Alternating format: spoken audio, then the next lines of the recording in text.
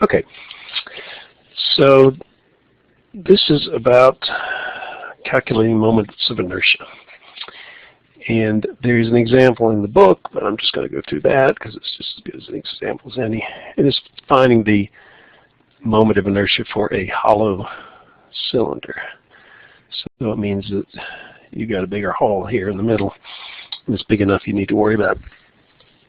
You can't just neglect that. I mean, most of the inertia comes from the outer parts, but there's still some inner stuff that if you have a hole in the middle. So what we're going to do is we're going to break this up into a situation like this. So remember, the moment of inertia is equal to the summation of m, the mass, times the radius squared. So actually, yeah, that's right. And so what we're going to do is we're going to look at this particular little ring of mass that's at some radius r. And we're going to go between the inside radius to the outside radius. So those are limits of integration. So this is r outside, this is r inside. So if we look at this infinitesimally wide radial part, it's going to have an amount of mass dm. And what we can do is if you look at just algebra-based physics, what you have is that the moment of inertia at a particular increment out here is going to be equal to the mass of the element. And so we're going to have m, this little, what we call a dm, a differential mass, times the radius squared, the given radius at that point.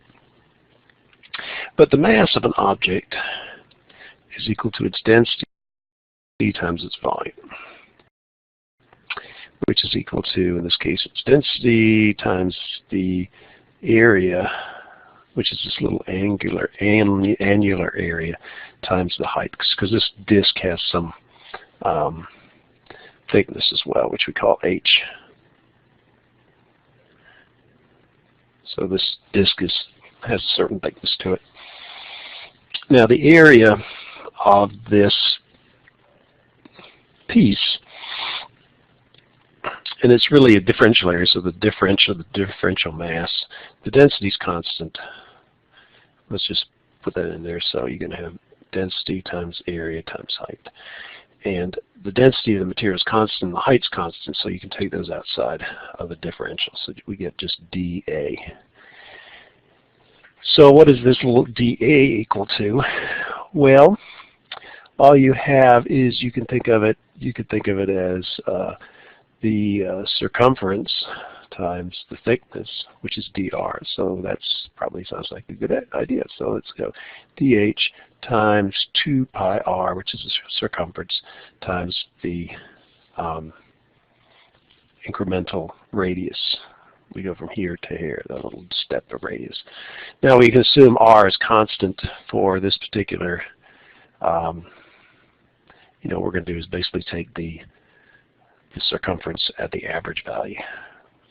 But when dm goes to 0, it's basically r. Okay, so instead of using a summation sign, we use the integral of, so we have our mass, which is actually going to be this differential mass. So we have 2 pi r rho h times dr, and then we have the radius squared. Okay, and we integrate from r sub I to the inside radius to the outside radius. So this is a definite integral. Now r is the variable. This is the thing we're going to be integrating, but the other things stay constant. 2 is a constant, pi is a constant, density is a constant, the height of the thickness of the disk is a constant. So we just end up with r cubed dr, because we have r squared here, we have r there, and we get dr. Okay, so that's just a polynomial. So the integral, the moment of inertia is 2 pi rho h, and we get r to the 4th over 4, and we evaluate that from r sub I to r sub O.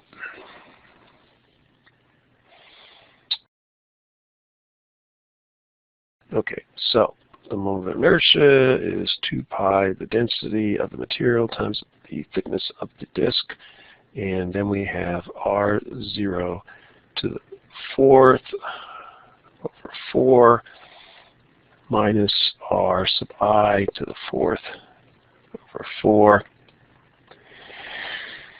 But if we look at the actual mass of the object, the total mass of the object is going to be equal to the density times the height times the cross-sectional area. Okay, so the cross-sectional area here for the total thing, you've got r sub I here and you've got r sub O out here. Okay, so the area for this whole thing, not just for this differential thing, is going to be equal to, so the area of a circle is pi r squared, so you get pi and you get r sub O squared minus r sub I squared. So we find the area for the outside circle, which is pi r sub outside squared, and we subtract the area for the inside.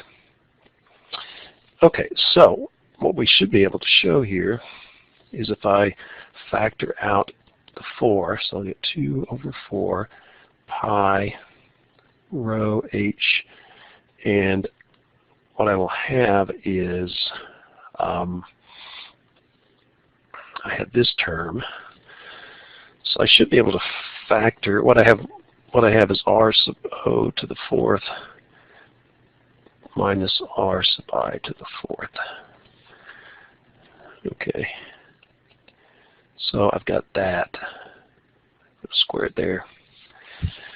So if you factor this thing, so let's simplify that. So you get 1/2 pi rho h. You'd have r sub O squared plus r sub I squared, and then you'd have r sub O squared minus r sub I squared. So we're just using factoring. This is like x to the 4th minus y to the 4th. What will happen is this times that gives you that. The signs change, so the inner and the outer cancel out, and then you get r sub I squared times negative r sub I squared, and you get that. Well, this thing is pi. If we go back here to the mass is going to be rho h times pi times r sub I squared minus r sub out squared. So if you can see we've got rho, we got h, we got pi, and we got this thing. So let me just mark them off. This, and that is the area, is the volume. Actually, is the mass. Okay, the mass. This is the volume times density is the mass.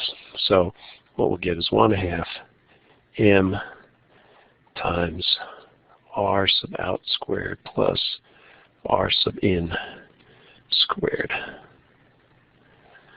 And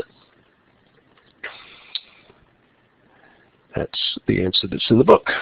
And what they say is, as a note, check for the solid cylinder r sub I is equal to 0, and so this part drops out, and you get just this less over, which is 1/2 mr squared. Now, so the interesting thing is, why is it plus instead of minus?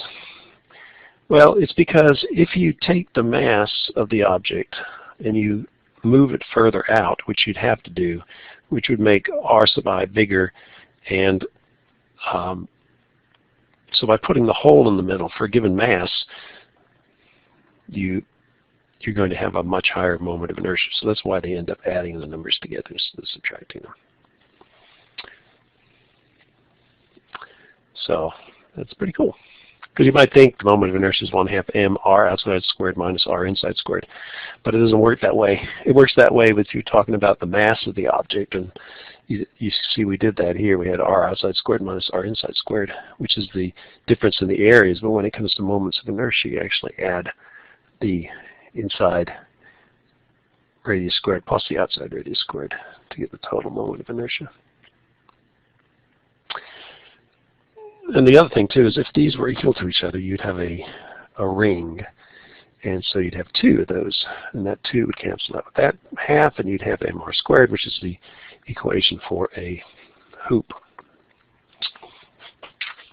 Okay, so that's that, and so let's kind of review what I just did there, because I did this kind of on the fly. So what we did is we had a hollow disk. So this was empty, so you could stick something in there, and then it was solid all the way out to here of constant density. The thickness of the disk was h. Our inside radius to the inside of the disk was r sub I. The outside radius is the distance from the center to the outside of the disk. We took this annular ring, which was at some distance r. So this is our differential volume. And what we said was that the moment of inertia for this little ring is going to be the radius of the ring times the differential mass of the ring.